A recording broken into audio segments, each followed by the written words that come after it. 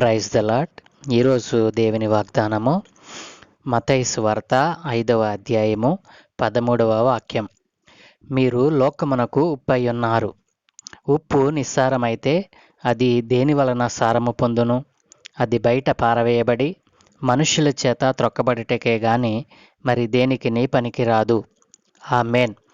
ప్రభువునందు ప్రియ దేవుని జనాంగమా, మన ప్రభువును రక్షకుడైన యేసుక్రీస్తు ప్రభుల వారి దివ్యనామమున మీకు శుభములు తెలియజేస్తున్నాను. మరొక నూతన దినాన్ని అనుగ్రహించిన ఆ దేవాది దేవునికే స్తుతి కలుగునుగాక. ప్రియ జనాంగమా, ఈరోజు దేవుడు మనతో మాట్లాడుతున్న మాట, మీరు లోకమునకు ఉప్పై ఉన్నారు. దేవుడు మనలను ఉప్పుతో ఎందుకు పోల్చారు? అనేక పదార్థాలు ఈ లోకంలో ఉండగా ఉప్పుతోనే మనలను దేవుడు ఎందుకు పోల్చారు? ఉప్పును మనతో పోల్చుటకు కారణాలు ఏమిటి? ఉప్పును గూర్చి మనం నేర్చుకోవాల్సిన పాఠాలు ఏమైనా ఉన్నాయా? ఉప్పు యొక్క లక్షణాలు ఏమిటి? ఉప్పు యొక్క ఉపయోగము ఏమైనా ఉందా అంటే మనం అనేక రకాలుగా మనం చెప్పగలం.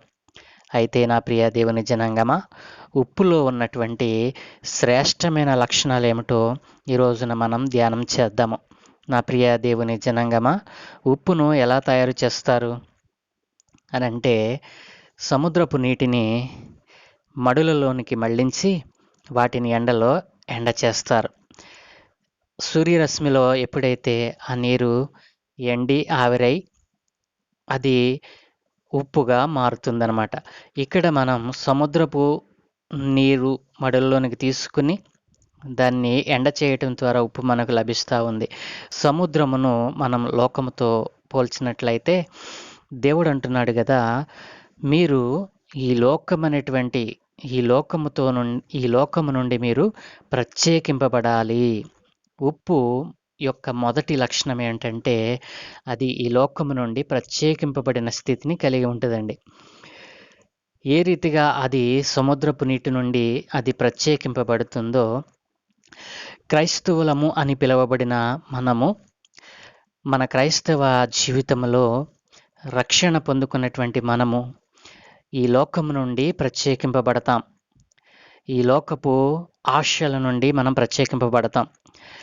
ఈ లోకంలో రక్షణకు ముందు మనం చేసినటువంటి విగ్రహారాధన కానీ, పాపముల నుండి కానీ, లోక ఆశల నుండి కానీ, శరీరాశ, నేత్రాశ, జీవపుడంబము మొదలగునగు వాటన్నిటి నుండి మనము ప్రత్యేకింపబడిన స్థితిని కలిగి ఉంటాము. మనము దేవుని సొత్తు అని పిలువబడ్డాము. క్రైస్తవ జీవితం అనేది ఈ లోకంలో నుండి మనకు ఒక ప్రత్యేకమైనటువంటి జీవితాన్ని కలిగినటువంటిదండి. క్రైస్తవ జీవితం అనేది ఈ లోకముతో మనము ప్రత్యేకింపబడిన జనాంగముగా దేవుడు మనలను వేరుపరిచాడండి. అయితే ఈ లోకములో ఉన్నటువంటి మనము క్రైస్తవ జీవితం జీవిస్తున్నామని చెప్పి మనలో ఉన్నటువంటి ఆ పాత రోత జీవితాన్ని విడిచిపెట్టకుండా, అనగా మనలో ఉన్నటువంటి చెడ్డ కోరికలు, మనలో ఉన్నటువంటి వ్యభిచార ఆలోచనలు, మనలో ఉన్నటువంటి ఆ త్రాగుడు స్వభావం, దొంగతనము, ఇతరులను మోసం చేసేటువంటి ఆ భయంకరమైనటువంటి ఇవన్నీ కూడా మనలను క్రైస్తవ జీవితం నుండి ప్రత్యేకముగా జీవించినప్పటికీ ప్రత్యేకమైనటువంటి స్థితి నుంచి మనలను ఈ లోకంలోనికి లాగివేస్తూ ఉన్నాయండి. నా ప్రియ దేవుని జనాంగమా, ఎప్పుడైతే మనము క్రైస్తవ జీవితం నుండి ప్రత్యేకింపబడిన స్థితి నుంచి ఎప్పుడైతే లోకంలోనికి లాగబడతామో అప్పుడు దేవుడు అంటున్నాడు కదా, మీరు ఈ లోకములో ఉప్పు స్థితిని మీరు కలిగి ఉండలేరు. ఉప్పు తన స్థితిని మార్చుకుని దేవునికి ఉపయోగకరంగా మనుషులకు ఏ విధంగా ఉపయోగపడుతుందో అదే విధంగా మన స్థితిని మార్చుకున్నటువంటి మనం దేవునిలోనే జీవించాలని ఆయన ఆశపడుతూ ఉన్నాడు. ప్రస్తుత క్రైస్తవులు, మారుమనసు పొందినటువంటి క్రైస్తవులు ప్రత్యేకింపబడిన ఆ స్థితి నుండి ఈ లోకంతో కలిసిపోతున్నారండి. కాబట్టి నా ప్రియ దేవుని జనాంగమా, రక్షణ ద్వారా ప్రత్యేకింపబడిన స్థితిని కలిగిన నీవు మరలా మరలా ఈ లోకంలో కలిసిపోతూ ఉన్నావా? నీ జీవితంలో క్రైస్తవ జీవితానికి మచ్చ తెస్తున్నావా? నీ జీవితంలో ప్రత్యేకమైనటువంటి నడవడిక ఉన్నదా? ప్రత్యేకమైన స్థానం నీవు దేవునిలో ఏర్పరచుకున్నావా? నీవు నీ జీవితంలో రక్షణ పొందుకున్నావు కానీ ప్రతినిత్యము అల్లరితో కూడిన ఆటపాటలతో నీ జీవితం గడుపుతున్నావా? రక్షింపబడిన నీవే లోకంతో స్నేహం చేస్తే ఈ లోకంలో రక్షింపబడిన వారు అనేకులు ఉన్నారు కదా, వారికి నీవు ఏ విధముగా ఉపయోగపడగలవో? నీ క్రైస్తవ జీవితంలో రక్షణ పొందుకున్నటువంటి నీవు వారిని రక్షణలోనికి ఎలా నడిపించగలవు? దేవుడు అంటున్నాడు కదా, నీకు ప్రత్యేకమైన జీవితాన్ని నేను ఇచ్చాను, విలువ పెట్టి నిన్ను కొన్నాను, నీవు నా సొత్తు అంటున్నాడు కదా. అలాంటి ఆయన సొత్తులో నుండి నువ్వు పక్కకు ఎలా తొలగగలుగుతున్నావు? క్రైస్తవ జీవితము ప్రత్యేకింపబడినది కదా, దానిని మరచి నీవు ఈ లోకములో ఉన్నటువంటి అల్లరితో కూడిన ఆటపాటలతో నీ జీవితం గడుపుతున్నావా? ప్రియా దేవుని జనాంగమా, మరి నీ వలన దేవునికి ప్రయోజనం ఏంటి? ఎప్పుడైనా ఆలోచించావా? కాబట్టి దేవుడు అంటున్నాడు కదా, మొదటి లక్షణము, ఉప్పులో ఉన్నటువంటి మొదటి లక్షణం ద్వారా నీతో మాట్లాడుతున్నాడు. ఉప్పు ఏ విధముగా అయితే తన తన స్థితిని మార్చుకుని ఒక ప్రత్యేకముగా అది మారి ఈ లోకంలో ఉన్నటువంటి మానవులకు ఏ రీతిగా అది ఉపయోగపడుతుందో, అదే రీతిగా నీ నీ నీ యొక్క విశ్వాస జీవితంలో నీవు అలా ప్రత్యేకింపబడిన స్థితిని కలిగి ఉండాలని దేవుడు ఆశపడుతూ ఉన్నాడు. అలాగుననే ఉప్పు యొక్క రెండవ లక్షణాన్ని మనం ధ్యానం చేసినట్లయితే, ఉప్పు యొక్క స్థితి అంటే దాని రంగు ఎలా ఉంటుందండి? తెల్లగా ఉంటుంది. తెల్లగా ఉంటుంది. ఉప్పు తెల్లగా ఉంటుంది. అయితే ఉప్పులో చాలా రకాలు వచ్చినాయి. తెలుపు అనేది మనం పరిశుద్ధతకు సూచనగా వాడతాం. తెలుపు అనేది పరిశుద్ధతకు గుర్తుగా, సాదృశ్యంగా చెప్పబడింది. యేసు ప్రభుల వారు చెప్పారు కదా, నేను పరిశుద్ధుడను గనుక మీరును పరిశుద్ధులై ఉండుడి అన్నారు. క్రైస్తవుడు తన విశ్వాస జీవితంలో ఈ లోకంలో జీవిస్తున్నప్పుడు ప్రత్యేకింపబడిన స్థితి కలిగినటువంటి క్రైస్తవుడిగా నీవు ఉంటే గనక, నువ్వు మాట్లాడే ప్రతి మాటను, నీ నోటి నుండి విడుదలయ్యే ప్రతి మాటను ఈ లోకంలో ఉన్నటువంటి దేవుని ఎరిగినటువంటి ప్రజలు వింటూ ఉంటారండి. కాబట్టి నీ నోటి ద్వారా నీవు పలికేటువంటి అపవిత్రమైన మాటలు నీ నోటి ద్వారా పలుకుతున్నావా? అపవిత్రమైన కార్యాలు చేయకూడదని దేవుడు చెప్తే, ప్రత్యేకింపబడిన నీవు విశ్వాసమును పోగొట్టుకొని నీ హృదయంలో అపవిత్రతకు, కాముకత్వానికి, జారత్వానికి, ఇట్లాంటి మనుష్య కార్యాలకు యోచిస్తూ ఉన్నావా? నీవు ఏ విధమైన ఆలోచన కలిగి ఉన్నావు? నీ నోటితో ఏ విధముగా నీవు మాటలను పలుకుతున్నావు? ఈ లోకంలో క్రైస్తవుడు పరిశుద్ధుడిగా జీవించుటకు పిలువబడ్డాడని నీవు మరిచిపోయి, నీవు ఈ లోకంతో స్నేహం చేస్తూ నీ జీవిత విధానాన్ని నీవు కోల్పోతున్నావా? మీరు తెల్లగా ఉండాలని దేవుడు చెప్తూ ఉన్నాడు కదా.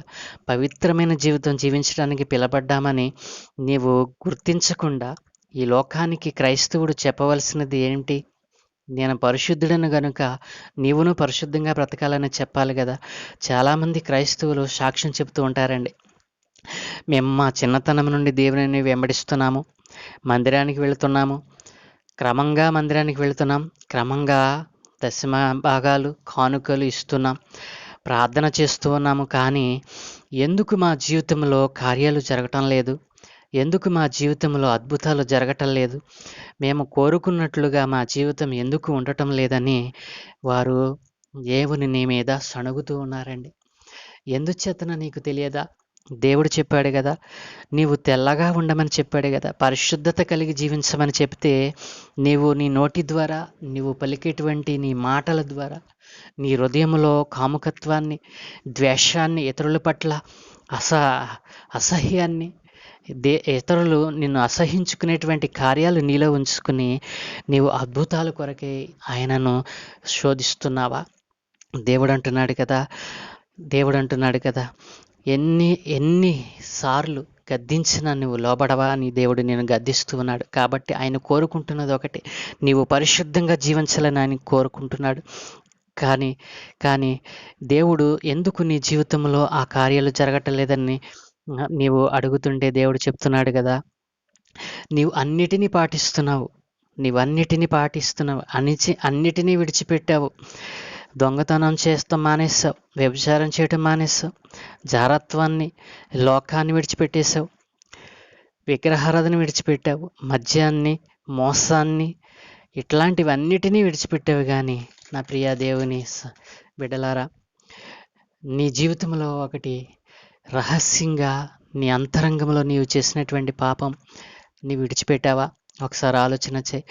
నీ జీవితంలో నీ అంతరంగంలో ఉన్న పాపాన్ని ఉంచుకొని, నీ అంతరంగంలో రహస్యమైనటువంటి పాపాలను ఉంచుకొని ఆ దోషాన్ని కడుగుకొనకుండా దేవునిపై శనిగితే ఏమి ప్రయోజనం అండి? ఎప్పుడైనా ఆలోచించావా నా ప్రియ సహోదరి సహోదరుడా?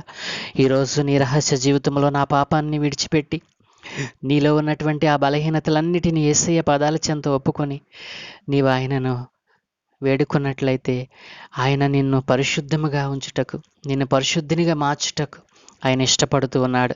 కాబట్టి ఉప్పులో ఉన్న రెండవ లక్షణము పరిశుద్ధతను కలిగి ఉండి ఆయనలో జీవించాలని ఆయన కోరుకుంటున్నాడు. యోబు గ్రంథము 8వ అధ్యాయం 6వ వచనంలో అన్నాడు కదా, నీవు పవిత్రుడవై యథార్థవంతుడవైన ఎడల నిశ్చయముగా ఆయన నీ యందు శ్రద్ధ నిలిపి నీ నీతికి తగినట్లుగా నీ నివాస స్థలమును వర్ధిల్ల చేస్తానంటున్నాడు. నా ప్రియ దేవుని జలంగమ, ఈ రోజున మనము ఇంతగా వర్ధిల్లుటకు కారణము ఆయన యందు మనము పరిశుద్ధత కలిగి ఉండుటయే. నీవు ఇంకనూ పాపంలోనే జీవించుచున్నట్లయితే దేవుడు నన్ను ఆశీర్వదించడం లేదని నీవు అనటంలో ప్రయోజనం లేదు. బైబిల్ పట్టుకున్న వారంతా క్రైస్తవులు కాదండి. తెల్లబట్టలు ధరించినంత మాత్రాన వారు పరిశుద్ధులు కారండి. కేవలము క్రీస్తును అనుసరించు వారే క్రైస్తవులుగా పిలువబడతారు. ఈ విషయాన్ని గ్రహించమని ప్రభు పేరన మీకు మనవి చేస్తూ ఉన్నాను. ఉప్పులో ఉన్నటువంటి 3వ లక్షణం రుచిని కలిగిస్తుందండి. ఉప్పులో ఉన్నటువంటి 3వ లక్షణం రుచిని కలిగిస్తుంది. మనం తినే ఆహారంలో ఉప్పు లేకపోతే అది ఏ విధముగా రుచిని ఇవ్వదండి. మనం తినేటువంటి ఆహారంలో కానీ కూరలో కానీ ఉప్పు లేకపోతే దాన్ని ఎవరైనా ఇష్టపడతారండి? ఎవ్వరూ ఇష్టపడరు. ఉప్పు అంటుందంట కదా, అన్నీ వేసి చూడు నన్ని వేసి చూడు అంటుందట. అంటే దాని అర్థం, ఆహారంలో అన్నీ వేసుకున్నా నన్ను వేయకపోతే ఏమి ప్రయోజనం రా అని అది మనల్ని అడుగుతుందండి. కాబట్టి మనం ఈ లోకానికి రుచి అంటే యేసయ్య ప్రేమ అనేటువంటి రుచిని మనం పంచాలండి. యేసయ్య ప్రేమ అనేటువంటి రుచిని ఈ లోకానికి పంచేవారిగా మనం మారాలని ఆయన ఆశపడుతూ ఉన్నాడు. ఉప్పులో ఉన్న 3వ లక్షణం ఏంటంటే ఆయన ప్రేమ అనేటువంటి రుచిని ఈ లోకములో ఆయన ఎరిగినటువంటి వారికి, అన్యులైన వారికి, విగ్రహారాధికులకు, మరి వ్యభిచారం చేత, జారత్వం చేత, కాముకత్వం చేత పట్టబడినటువంటి వారికి యేసయ్య ప్రేమను రుచి చూపించాలని ఆయన ఆశపడుతున్నాడు. యేసయ్య ప్రేమను రుచి చూపించడం అంటే ఏమిటో తెలుసా? యేసుక్రీస్తు ప్రభు యొక్క జీవితమును గురించి మనం వారికి చెప్పాలండి. ఆయన యొక్క మరణం గురించి ఆయనకి చెప్పాలండి. ఆయన సువార్తను ఈ లోకానికి చెప్పాలండి. ఆయన కోరుకుంటున్నది ఇదే కదా. యేసు ప్రభు యొక్క జీవితం గురించి, ఆయన యొక్క మరణము గురించి, ఆయన మాటలను ఈ లోకానికి మనం ఎప్పుడైతే నీవు ప్రకటిస్తావో, ఈ లోకంలోనికి నీ ద్వారా ఆయన నుండి నీవు పొందుకున్న ఆ పరలోకపు రుచిని, సువార్తను అందించిన వాడవు అవుతావు. నీ జీవితము అన్యులకు, ఇతరులకు ప్రయోజనకరంగా ఉండాలి అని దేవుడు ఆశపడుతున్నాడు కదా. కాబట్టి కొలస్సై 4:6లో అంటాడు కదా, మీ సంభాషణ ఉప్పివేసినట్లు ఎల్లప్పుడూ రుచిగలదిగాను కృపాసహితముగాను ఉండనియాలి అని చెప్పి దేవుడు అంటున్నాడు కదా. మన సంభాషణ ఎప్పుడు కూడా ఉప్పివేసినట్లు రుచిగలదిగా, ఎల్లప్పుడూ రుచిగలదిగా ఉండినట్లుగా కృపాసహితముగా ఉండాలని చెప్పి దేవుడు ఆశపడుతున్నాడు. కాబట్టి నా ప్రియ దేవుని జనాంగమా, ఈ రోజున మన సంభాషణ ఉప్పివేసినట్లు కృపాసహితముగా ఉంటుందా? ఒక్కసారి ఆలోచన చేయండి. మనం మాట్లాడుతుంటే ప్రజలు సత్యాన్ని గ్రహించాలండి. మన సంభాషణ ఉప్పివేసినట్లు కృపాసహితముగా ఉండాలి అంటే మనం మాట్లాడుతుంటే ప్రజలు సత్యాన్ని గ్రహించాలి. సత్యం అంటే ఏంటండి? యేసుక్రీస్తు పుట్టిక, ఆయన మరణము, పునరుద్ధానము వారు గ్రహించాలండి. అదే సత్యం. ఆయన ఈ లోకంలో జన్మించాడు, పరిశుద్ధుడిగా జీవించాడు. ఆయన మన కొరకే తన రక్తాన్ని సిందించి మూడవ దినమున చనిపోయి మూడవ దినమున తిరిగి లేచినటువంటి ఆ సత్యాన్ని ఈ లోకంలో ఉన్నటువంటి ప్రజలందరూ గ్రహించాలని ఆశపడుతూ ఉన్నాడండి. మనం మాట్లాడుతుంటే దేవుని ప్రేమ కనిపించాలండి. మనం మాట్లాడుతుంటే దేవుని కరుణ అనేటువంటి రుచి ప్రజలు రుచి చూడాలండి. మనం మాట్లాడుతుంటే ఆయన యొక్క కరుణా రసాన్ని ప్రజలు జుర్రుకోవాలండి. అట్లాంటి జీవితం మనం కలిగి ఉండాలని దేవుడు కోరుకుంటూ ఉన్నాడు. మన జీవిత విధానాన్ని ప్రపంచమంతా గమనిస్తూ ఉందని నువ్వు గమనిస్తూ ఉన్నావా? నీ సాక్ష్య జీవితం ఎలా ఉంది? నీవు మాట్లాడే మాటలు ఎట్లా ఉంటున్నాయి? నీ జీవితంలో ఒక్కసారి పరీక్ష చేసుకోవాల్సిందిగా ప్రభు పేర మనవి చేస్తూ ఉన్నాను. నీ జీవితంలో నీవు మాట్లాడే మాట నీ జీవితానికి ఆటంకంగా ఉందా? నీ మాట రుచికలదిగా ఉంటుందా? ఒక్కసారి ఆలోచన చేయి. ఉప్పులో ఉన్నటువంటి 4వ లక్షణాన్ని మనం ధ్యానం చేద్దామండి. ఉప్పులో ఉన్న 4వ లక్షణం ఏమిటంటే, ఉప్పు పదార్థాన్ని చెడనివ్వదండి. ప్రియ దేవుని జనాంగమా, చూడండి, మనం చాలా రకాల ఆహార పదార్థాలను నిల్వ చేస్తూ ఉంటాము. ముఖ్యంగా మనము చేపలు, రొయ్యలు ఇట్లాంటి వాటిని ఒక ప్రదేశం నుండి మరొక ప్రదేశానికి, ఒక దేశం నుండి మరొక దేశానికి మనం ట్రాన్స్పోర్ట్ చేస్తూ ఉంటాము. ఒక దేశం నుండి మరొక దేశానికి వెళ్ళాలంటే చాలా సమయం పడుతుంది కనుక అవి చెడిపోకుండా ఉండాలి అంటే వాటి మధ్యన ఉప్పును కలుపుతారండి. ఉప్పు పదార్థాన్ని పాడవకుండా కాపాడుతుంది.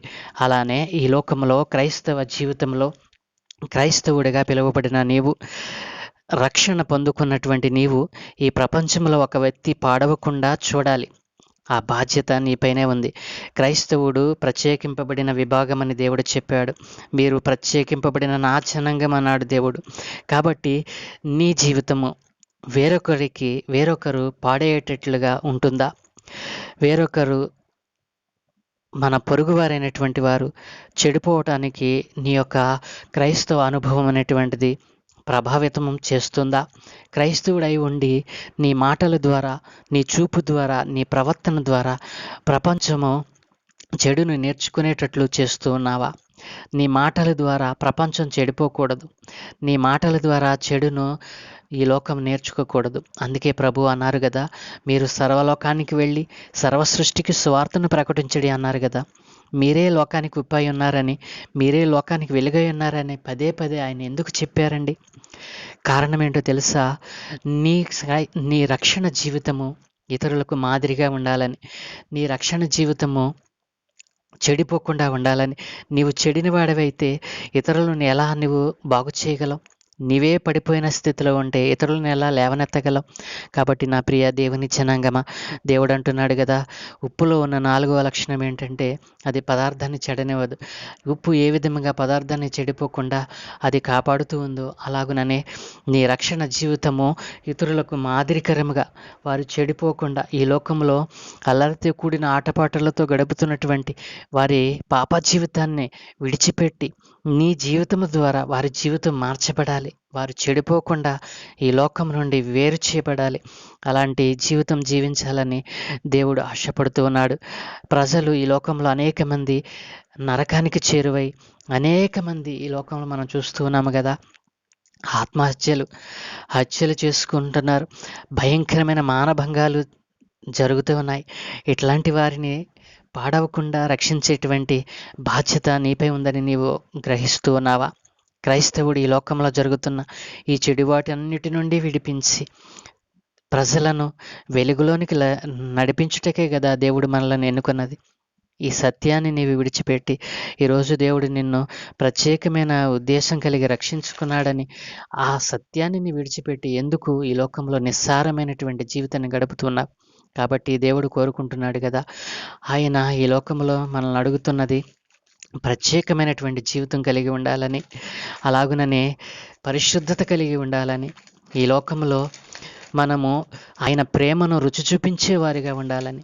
ఈ లోకంలో ఉన్నటువంటి మానవులకు మనము మన జీవితం ద్వారా వారు చెడిపోకుండా, మన జీవితమే వారికి మార్గదర్శకమై, వారి చెడి పడిపోయినప్పటికీ ఈ లోకంలోనికి వారు నశించిపోతున్నటువంటి ఆత్మలను రక్షించగలిగినటువంటి ఆ గొప్ప మార్గంలోనికి నడిపించుటకు మనం ఒక మాదిరి అవ్వాలని దేవుడు ఆశపడుతూ ఉన్నాడు. కాబట్టి నా ప్రియ దేవుని జనాంగమా, ఉప్పుతో పోల్చినటువంటి ఉప్పులో ఉన్నటువంటి ఈ 4 లక్షణాలను కలిగి ఉండాలని దేవుడు ఆశపడుతూ ఉన్నాడు. కాబట్టి ఈ రోజున ఏ స్థితిలో నీవున్నావు? దేవుని యొక్క సొత్తుగా నీవు ఉండాలని ఆశపడుతూ ఉన్నావా? ఒకవేళ ఈ లోకంతో స్నేహం చేసి అల్లరితో కూడిన ఆటపాటలతో నీ జీవితాన్ని గడుపుతున్నావా? ఒక్కసారి ఆలోచన చేయి. దేవుడు నీతోనే మాట్లాడుతూ ఉన్నాడు. నా ప్రియ దేవుని జనాంగమా, మీరు లోకమునకు ఉప్పై ఉన్నారని దేవుడు చెప్పాడు. ఉప్పు నిస్సారమైతే అది దేని వలన సారము పొందును? అది బయట పారవేయబడి మనుషుల చేత త్రొక్కబడుటకే కదా అని దేవుడు అది దేనికి పనికిరాదు అంటున్నాడు. కాబట్టి పనికిరాని వాడిగా నీవు ఉండాలని ఆయన ఆశపడతలేదు, కానీ పనికొచ్చే పనిముట్లుగా మీరు ఉండాలని ఆయన ఆశపడుతున్నాడు. కాబట్టి ఈ రోజున ఈ వాగ్దానమును ధ్యానం చేసినటువంటి నీవు, ఈ వాగ్దానము విన్నటువంటి నీవు, నీ జీవితంలో ఈ ఉప్పుకు కలిగినటువంటి 4 శ్రేష్టమైన లక్షణాలను కలిగి యేసయ్యలో నేను జీవించాలని ఆశపడుతూ ఉంటే కనుక ఈ చిన్న ప్రార్థన చేద్దామా?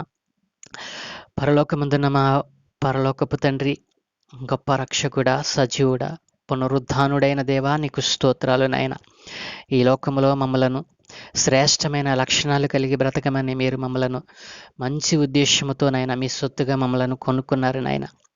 అలాంటి మా జీవితాలలోనైనా లోకమనేటువంటి శరీరాశల చేత, లోకాశల చేత, జీవపు డమ్మము చేతనైనా మమ్మల్ని మేము మలినపరుచుకొని అయా శ్రేష్టమైన ఈ లక్షణాలను, మీరు మాకు ఉచితంగా ఇచ్చినటువంటి ఆ శ్రేష్టమైన లక్షణాలను విడిచిపెట్టి అయా మా క్రైస్తవ జీవితంలో అయా అనేక మందికి మాదిరిగా ఉండవలసిన మేమే అనేక మందినైనా అయా ఇదిగో చెడిపోవటానికి, పడిపోవటానికి, ఈ లోకంతో కలిసి స్నేహం చేయడానికి మేము కారణమవుతున్నాము. అయా ఎందరైతే ఈ లక్షణాలను కలిగి ఉన్నారో, అయా నీ రక్షణ భాగ్యాన్ని పోగొట్టుకున్నారో నాయన, అట్లాంటి వారందరినీ మీ చేతులకు అప్పగిస్తూ ఉన్నాను.